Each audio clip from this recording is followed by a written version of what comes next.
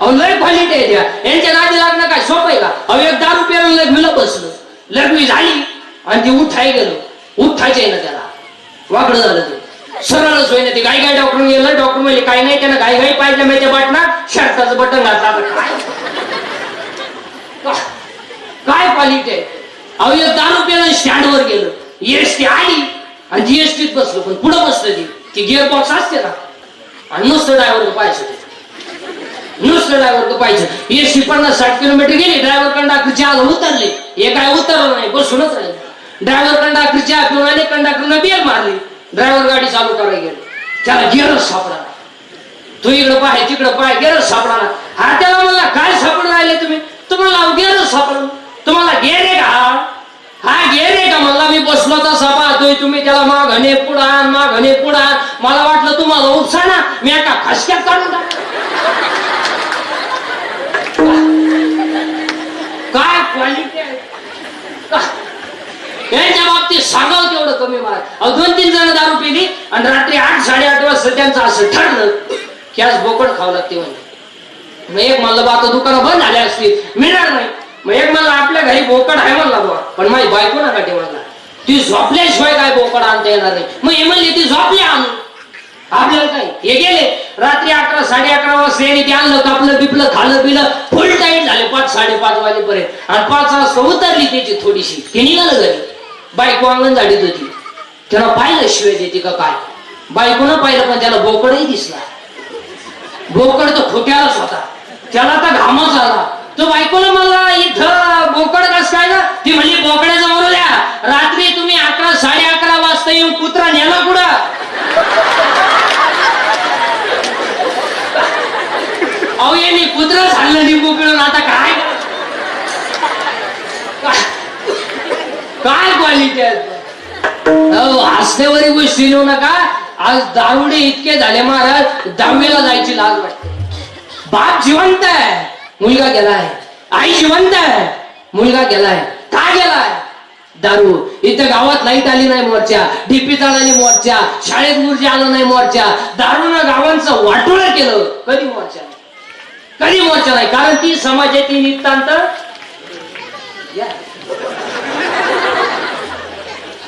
असण्यावरी गोष्टी. बापानं खांदा दिलाय पोराला, दिला ना, दिला ना. पाप केलाय त्या बापानं, पाप केलाय. बनियाल मळालं तर त्याला पलटी करून घातलं, हे त्याचं पाप आहे. बनियाल तुटलं तर त्याला गाठ बांधली आहे. बायकोच्या गळ्यातले दागिने मोडले, पाप केलाय त्या बापानं. स्वतःच्या मुलाची फी भरायची तर बापानं बायकोच्या गळ्यातले दागिने मोडले. कुठे आहे मी, कुठे आहे? एखादा माणूस जर तरुणपणात नेला आणि त्याचं प्रेत जर आंघोळीला बाहेर काढलं तर त्या प्रेताजवळ त्याची लाडाली पोरं उड्या आणतात, उड्या आणतात. काय माहिती त्या पोरांना की माझा बाप मेलाय? काय माहिती त्या पोरांना की मला आयुष्याचा ढाग लागलाय, की मला बाप नाही? काय माहिती? ती पोरं आईला म्हणतात, आई आई आई माझ्या बाबाला सगळी लोक का आंघोळ घालताय? आई आई माझ्या बाबाला सगळी लोक का आंघोळ घालताय? काय उत्तर आहे तुमच्याकडे त्या पोरांना देण्यासाठी? प्रेत रस्त्याने घेऊन जाताना ती पोरं आईला म्हणतायत, आई आई माझ्या बाबाला सगळ्या लोकांनी बांधून कुठं चालवलंय? आई आई माझ्या बाबाला बांधून सगळ्या लोकांनी कुठं चालवलंय? प्रेत पेटवलं की सगळी लोक रडतात, ती लहानाली पोरं हसतात हसतात. आणि ती पोरं आईला म्हणतात, आई आई माझ्या बाबाला सगळ्या लोकांनी का पेटवलंय? आई आई माझ्या बाबाला सगळ्या लोकांनी का पेटवलंय? आई पोराला पदराखाली जगते म्हणते, तुझा बाबा देवा घरी गेलाय. पोरं पाठ करताय, माझा बाबा देवा घरी गेलाय. दुसऱ्या दिवशी शाळेत जाणारी पोरं त्याला म्हणतात, तू काल शाळेत आला नाही रे? माझा बाबा देवा घरी गेलाय ना. मी नाही आलो, नाही आलो. ती पोरं त्याला म्हणतात, तुझा बाबा देवा घरी नाही गेलाय रे, मेलाय तुझा बाप. तुला परत कधी बाप नाही मिळणार रे, परत कधी बाप मिळणार नाही. फार त्या पोऱ्याच्या हृदयाला जखम होते, माझा बाबा मेलाय. पोरगा दप्तर आपटताय आणि घरी जाऊन आईला म्हणते, आई मेलाय ना माझा बाप, सांग आई मेलाय ना. आई पोराला पदराखाली जगते, डसडसा रडते, ओ डसडसा रडते.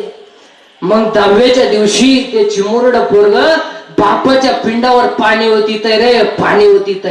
5 वर्षाचं पोरग आज बापाच्या पिंडावर पाणी होतीत इतकं दारूनं गावांचं वाटोळं केलं. ही गोष्ट नाही सांगत आहे, ही मालिका नाही सांगत आहे, ही 50% दारुड्यांची घरातली चित्र आहे. हा, आणि जर एखाद्याला लय वाईटलं वा तर महाराज दारुड्याला लय वाईट बोलला, त्याला म्हणा फक्त तुझी बहीण दारुड्याला देऊन पाय, मग कळन तुला काय भाव.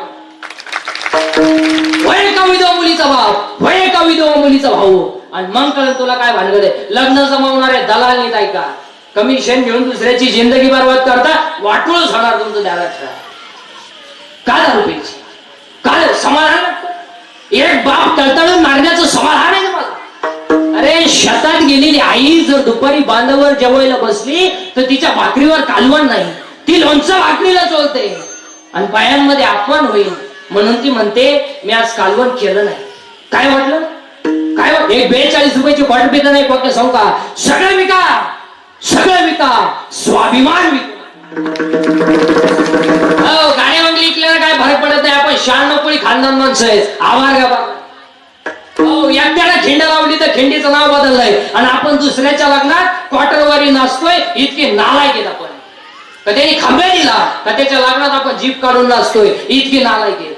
तुम्ही जेव्हा दुसऱ्याच्या लग्नात जीप काढून नाचताना तेव्हा तो माणूस तुम्हाला गडी म्हणून नाचवतोय, गुलाम आहेत तुम्ही. त्यांनी तुम्हाला 35 रुपयाच्या क्वार्टरवर विकत घेतलंय, आणि तुम्ही त्याच्या लग्नात जीप काढून नाचताय, आणि तो नालायक तो नवरदेव आपल्यावर 20 रुपये ओवाळतोय. 20 रुपये किंमत आहे आपली, 20 रुपये किंमत आहे. अरे स्वाभिमान गाठ. एक तर 2 गोष्टी होतील, एक तर गरीबी येईल, नाही तर आणि काय फरक पडला, काय फरक पडला. लाचार झाल्यावर तुम्ही श्रीमंत व्हाल, स्वाभिमानी राहिल्यावर गरीब व्हाल. फरक काय. आता एक वाक्य सांगा, गरीबही असला आणि श्रीमंतही असला तरी डोळे झाकूनच झोपा तुम्ही. श्रीमंत डोळे वाचून झोपा, आणि गरीबही असलं श्रीमंत असलं तरी तोंडानं जेवतो. श्रीमंताला जागा बदलावली का खायची, काय माणसे. अरे आजपासून जर कोणाच्या लग्नात नाचले, तुमच्या बापाची शपथ आहे, तुम्हाला ध्यानात ठेवा. तुम्हाला नाचायचं नाही, इथं नाचा ना.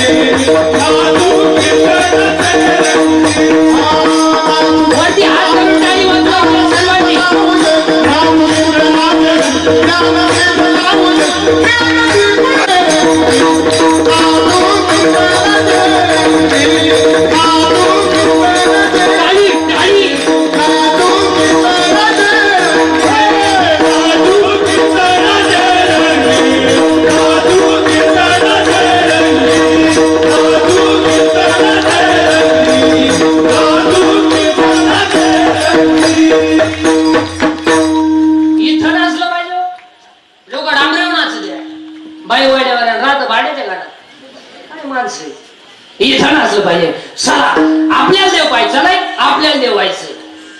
पा कुठं आलो, तुम्ही काय चिंता करायची. आपल्याला देव पाहायचं नाही, आपल्याला देव व्हायचं आहे, आणि देव व्हायला ज्ञानाची गरज आहे. घरी यायचं का पहिला मंडळ, तुम्ही काहीच बोला ना.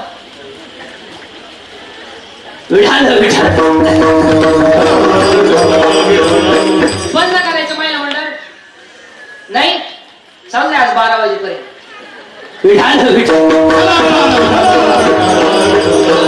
आपल्याला देव पाहायचं नाही, आपल्याला देव व्हायचं आहे, आणि देव व्हायला ज्ञानाची गरज आहे. ज्ञान यायला पहिली आठ मी तुम्हाला सांगितली, तुम्ही शरीराला पिडावी, याला त्रास द्यायचा नाही. आणि ज्ञान यायला अजून एक आहे, जरा बारीक आहे का. ज्ञान यायला माणसाला लग्नाच्या अगोदर पोरग व्हावं. तुम्हाला आता जमलं. ज्ञान यायला माणसाला लग्नाच्या अगोदर पोरग व्हावं, लग्न झाल्यावर तो कोणालाही पोरग होईल, त्यात काय विशेष. काय माणसं म्हणते झालं बघ त्याला पोरग, मग आता बायको केल्यावर काय होईल. काय माणसं म्हणते लागलं तुम्हाला त्यांची हिरील पाणी, मग आता खाल्ल्यावर काय लागलं, खाल्ल्यावर राग गेला लागलं. काय माणसं. ज्ञान यायला माणसाला लग्नाच्या अगोदर पोरग व्हावं. लग्न काही पागल माणसं पोरग झालं अख्ख्या पाहुण्यांना पोरग, हॅलो, मला मुलगा झाला, मिरवणूक काढायची तू का? तुला एखादा पुरस्कार द्यायचा कधी? कोणाला जमलं नाही ते, तुला जमलं नाही. अरे पागला, तुला एकच झाला एका वेळेस. बाकीच्या प्राण्यांचा अभ्यास कर, 5-5 होत्यात रंग बदलून. आणि याला एकच झालं तरी पोर फारच पडायला लागलं का टेट असला, पोर भूताना पडायला लागलं का टेट असला, पोर दात वाजवायला लागलं का टेट असला, पोर तुला हाणताना टेट असला ठुई. ज्ञान यायला माणसाला लग्नाच्या अगोदर पोरग व्हावं आणि ते पोरग होण्याच्या अगोदर घरात एक म्हातारी मरावा. पहिल्यांदा सांगितलं, बारीक ऐकलं तर कीर्तन. हा, ज्ञान यायला माणसाला लग्नाच्या अगोदर पोरग व्हावं आणि ते पोरग होण्याच्या अगोदर घरात एक म्हातारी मारावा. आता उत्तर ऐका, माया नावाची म्हातारी मरावा आणि बोध नावाचा मुलगा व्हावा. पुत्र निर्माण झाला जन्म, ममता म्हातारी मारली गेली जन्म, भक्ती बहिणा जाऊन माझी गावावर, आता संग्रामी कैसी करू म्हातारी मारून गेली जन्म, बहिणा जाऊन आली गावावर, आता संग्रामी कैसी करू माणसाला लग्नाच्या अगोदर पोरग व्हावं आणि ते पोरग होण्याच्या अगोदर घरात एक म्हातारी मारावा. माया नावाची म्हातारी मारावा, बोध नावाचा मुलगा व्हावा. आता जेव्हा माया नावाची म्हातारी मरत नाही, तेव्हा बोध नावाचा मुलगा होत नाही. बोध नावाचा मुलगा होत नाही, तेव्हा ज्ञान येत नाही. आणि ज्ञान जर येत नाही तर तुम्ही न्याशेत नेल्याशिवाय राहत नाही. माता आपल्याला म्हातारी मारल्याशिवाय अभंगाकडे घुसता येत नाही. माता आपल्याला म्हातारी मारणं गरजेची आहे. बरी म्हातारी आपण कीर्तनातच मारली असती, मारूच आपण तिला, पण त्या म्हातारीचा एक घोटाळा आहे. हा सगळा तमाशा त्या म्हातारीनं केलाय, सगळा तमाशा म्हातारीनं केलाय ना. नाही तर माहिती म्हणून सांगतो महाराज, जगाचा आपला काही संबंध नाही. कोण कोणाचा बाप नाही, कोण कोणाची बायको नाही, कोण कोणाचा नातू नाही. तुमचा नातू तुमच्या पोऱ्याचा पोरे.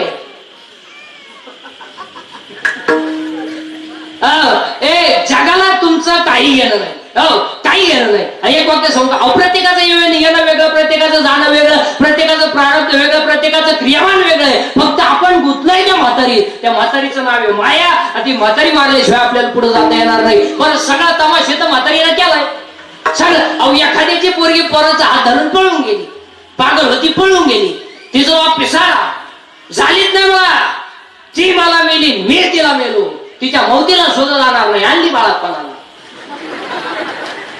त्याला विचारलं काव आणली, आपलेच हा तमाशा कोणा? हा म्हातारीचा तमाशा आहे. अरे बाबा, ही माया आहे, हा म्हातारीचा तमाशा आहे. आता काही माणसं म्हणते बा, घर माझं, गाडी माझी, बंगला माझा, गपची बाय, तुझं काय नाही, तुझं फक्त एकच आहे, पावशेर सुताळी, आत्ता गुला, 3.5 बांबू, 1 रुपया, 1 मडका, 2.5 मग सरपण, 1.5 किलो मुरमुरे, 2 हार, 1 काडीची पेटी, 2 हागामात्या, टोटल बिल 232 रुपये 35 पैसे, जीएसटी धरून 240. बाकी जगाचा आपला काही संबंध नाही. एक वाक्य सांगू का, कटेवर हात ठेव, ड्युटीवर वासना पांडुरंग आपला बाप आहे आणि त्याच्या शेजारी उभी असणारी रुक्मिणी आपली आई आहे. बाकी जगाचा आपला काहीच काय समज. त्याच्या पुढचं वाक्य, ज्ञानेश्वर महाराज आपली आई आहेत आणि तुकाराम महाराज आपले बाप आहेत. बाकी जगाचा आपला काहीच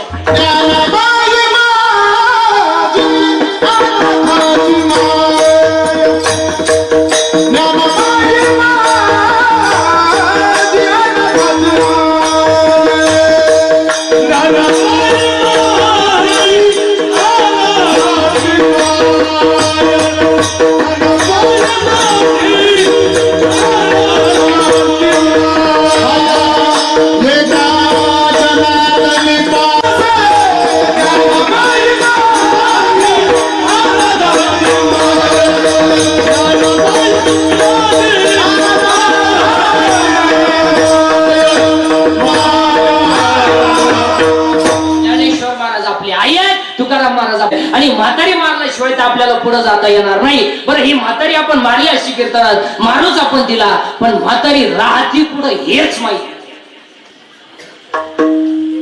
म्हणा झालं कसं, म्हातारी राहती पुढे हे माहित नाही का? म्हातारी नाही राहती पुढे हे माहित नाही, पण म्हातारी आहे. मग आपण ज्ञानोबराला विचारू, ज्ञानोबरा, माया नावाची म्हातारी राहती पुढं. ज्ञानोबरा म्हणतात, पाय शरीराची गावात शरी नावाचं गाव आहे आणि त्यात ही माया नावाची म्हातारी आहे. आता म्हातारीचं ठिकाण तर सापडलं, मग आता आपण म्हातारी मारायचं औषध सापडलं. आणि म्हातारी मारायचं औषध आपल्याकडे आहे ना, काय? भजन. आणि भजन केलं तर म्हातारी मेली आणि लगेच म्हातारी मारू. गुळ गुळा गुळा गुळा